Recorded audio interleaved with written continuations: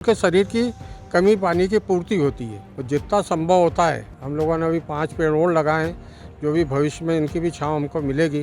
गायें तो लगभग इस गौशाला में ऐसा होता है कि ये गायें हमारी नज़र में ऐसी है कि अगर एक भी गोवंश कहीं बाहर से आता है तो वो अलग दिखने लगता है। डॉक्टर साहब को बुला के उनको जैसा बताते हैं, उनको अतिरिक्त अगर बाटल लगाना होता तो वो लगाते हैं। गर्मी लगातार तेज़ होती जा रही है। तापमान जो है वो लगभग 44 डिग्री के पास पहुंच गया है। इस वक्त हम मौजूद हैं मध्य प्रदेश के खंडवा जिले में स्थित गणेश गौशाला में। यह गौशाला सन 1925 से लगातार चलती आ रही है और अगले साल इस गौशाला के 100 साल पूरे होने वाले हैं। आप देख सकते हैं कि गर्मी के मौसम में बड़ी संख्या में जो गायें हैं, गौ माता हैं, उनके लिए यहाँ पर टेंट की व्यवस्था की गई है।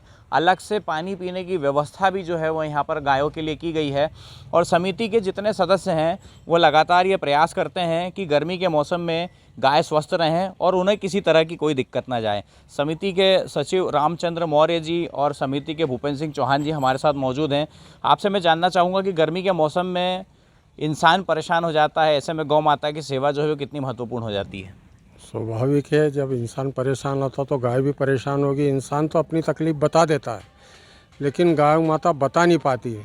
तो उसको देखते हुए हम लोग जो संभव डॉक्टर की राय लेके, भाई गर्मी में पानी की कमी होती तो हम लोग तरबूज ले आते हैं, तरबूज भी उनको नियमित दिया जा रहा है। उनसे डॉक्टर साहब की राय लेके हमने कद्दू अभी वर्तमान में उनको नियमित कद्दू दे रहे हैं, क्योंकि कद्दू में ग्लूकोज की मात्रा ज़्यादा होती है, तो इससे उनके शरीर में कहीं ना कहीं ग्लूकोज की पूर्ति होती है। इसके साथ ही और भी जो चीज़ें रहती है, जैसे नमक का घोल, जिससे पानी की उनके शरीर में पूर्ति हो, इसलिए नमक का भी हम नियमित सेंधा नमक देते हैं। वो नमक चाटने के कारण उनको कहीं ना कहीं प्यास लगती है, उससे उनके शरीर की कमी पानी की पूर्ति होती है। और आप देख ही रहे हो कि यहाँ जो गर्मी में जितने झाड़ है, लेकिन गायों को देखते हुए उनकी छांव पर्याप्त नहीं होती है, इसलिए अतिरिक्त 30 बाई 45 का हमने सेट लगाया है। वो आप सामने आप देख ही रहे हो, वो भी कहीं ना कहीं गायों को देख के ही हम लोगों ने लगाया है। और जितना संभव होता है हम लोगों ने अभी 5 पेड़ और लगाए हैं, जो भी भविष्य में इनकी भी छांव हमको मिलेगी, उसके लिए भी हम लोग प्रयासरत हैं। और पानी की व्यवस्था भी हम लोगों ने पर्याप्त करके अभी 3 टंकी और अतिरिक्त रखी है, कि ताकि कहीं ना कहीं पानी की कमी किसी प्रकार की गाय को नहीं हो। कितनी संख्या है यहाँ पर गायों की? यहाँ लगभग 480 है। बछड़े भी यहाँ पर मैंने देखे, छोटे अभी बड़े मिला कभी के। छोटे हैं, ऐसे में उनकी व्यवस्था कैसे होती है? उनकी व्यवस्था इसलिए उनको हम गुड़ का और नमक का घोल देते हैं, ताकि उनके शरीर की जो ग्लूकोज की कमी हो पूर्ति हो जाए। वो प्रयास करते हैं कि उनको अधिकतम छांव में रखें, वो पंखे भी के अंदर रखें ताकि उनको गर्मी नहीं हो। इसके लिए भी हम लोग प्रयासरत हैं और उसमें कहीं ना कहीं हम लोगों को सबका सहयोग मिलता है। गर्मी के मौसम में जो कमज़ोर और अस्वस्थ गायें होती हैं, उनके उपचार का कोई विशेष शेड्यूल होता है या सामान्य तरीके से नहीं, किया जाता है? ऐसा कोई तकलीफ़ वर्तमान में है नहीं। अगर कुछ रहता है तो बाकायदा डॉक्टर साहब को बुला के उनको जैसा बताते हैं, उनको अतिरिक्त अगर बाटल लगाना हो तो वो लगाते हैं। घोल रहता है और उसका वो देना हो तो वो भी देते हैं। जैसा डॉक्टरों की राय लेके हम ऐसा उनको ट्रीटमेंट देने का प्रयास करते हैं। कब से ये गौशाला जो है वो यहाँ बनी हुई है और गायों की सेवा चल रही है? ये ऐसे देखा जाए तो 1925 की गौशाला है। ये 1936 का इसका रजिस्ट्रेशन है, जबकि मध्य प्रदेश की राजधानी विदर्भ हुआ करती थी, वहाँ का इसका रजिस्ट्रेशन है। 2025 में इसको 100 साल होने जा रहे हैं। हमारी इसी गौशाला की 16 एकड़ भूमि है नई अनाज मंडी के पीछे, उसमें हमारी नवीन गौशाला प्रस्तावित है। ईश्वर ने और गौ माता की दया रही तो हम चाह रहे हैं कि नई गौशाला हम वहीं पर 100 वर्ष मनाएं। इसके लिए देखो, जहाँ तक सबका सहयोग रहेगा तो हम चाहेंगे कि हमारी 100 वर्ष वो नई गौशाला में मनाओ। इसके लिए प्रयासरत भी हैं और सभी लोगों का आश्वासन भी हमको मिला है। अभी बीच में उप मुख्यमंत्री आए थे, गौशाला देख के काफ़ी खुश हुए और उन्होंने भी कहा है कि चुनाव के बाद जैसा भी होगा संभव होगा, हम लोग पूरा प्रयास आपको करेंगे। उस गौशाला के लिए भी ऐसा आश्वासन वो भी दे गए हैं। हमारे साथ समिति के भूपेंद्र सिंह चौहान भी है। आपका गौशाला आना जाना जो है वो लगातार लगा रहता है, गायों के बीच आप हमेशा दिखाई देते हैं।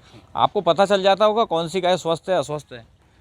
गायें तो लगभग इस गौशाला में ऐसा होता है कि ये गायें हमारी नज़र में ऐसी है कि अगर एक भी गोवंश कहीं बाहर से आता है तो वो अलग दिखने लगता है। भले ही इसे 500 की संख्या में है, लेकिन जो अपनत्व का अपना जो लगाव का भाव है और गोवंश का एक स्पष्ट है कि वो उसमें अनमनापन दिखाई देने लगता है। अगर उसको ज़रा सी भी तकलीफ़ रही ना, तो गाय एक सुस्त प्राणी नहीं है, चंचल प्राणी है। तो अगर कोई भी ऐसा लगता है कि ये उदास खड़ी है, चुपचाप खड़ी है, जुगाली नहीं कर रही है, तो वो पता चल जाता है, या बैठी है, बैठने का उसके तरीके से भी पता चल जाता है। तो फिर उसको हम डॉक्टर को बुला के उसको बता के उसका नियमित उपचार करवा देते हैं। गर्मी काफ़ी तेज़ है, ऐसे में बछड़े भी यहाँ पे बड़ी संख्या में हैं, उनकी जो देखभाल है वो काफ़ी ज़रूरी हो जाती है, कैसे करते हैं? बछड़े यहाँ गणेश गौशाला का मुख्य उद्देश्य है गौ संरक्षण करना, गौ रक्षा करना। तो यहाँ दूध उत्पादन को कोई विशेष महत्व नहीं दिया जाता। तो ऐसे में जब 1-1.5 किलो तक जो भी दूध देने वाली गाय हैं, उनका तो दूध पहली बात निकाला ही नहीं जाता है। वो सारे बच्चे उनका दूध पीते हैं, और वो बच्चों के लिए माँ का दूध जितना अच्छा रहता है वो और कुछ नहीं हो सकता। उनके लिए हरी कड़वी की हम अभी कुट्टी करवा रहे हैं। उसके बाद में सेंधा नमक, जो जिसको पहाड़ी नमक बोलते हैं, वो भी हमने बड़ी मात्रा में यहाँ लेकर रखा है। वो भी सारी जो भी यहाँ पर पशुओं की नांद है उसमें हम रख देते हैं, तो वो अपने आवश्यकतानुसार उसको चाट के अपनी पूर्ति कर लेते हैं। गुड़ का और नमक का घोल ये हम नियमित रूप से बच्चों को देते हैं।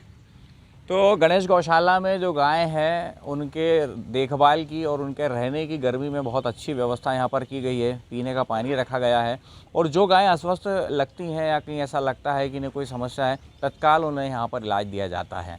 प्रतीक मिश्रा, IBC 24, खंडवा।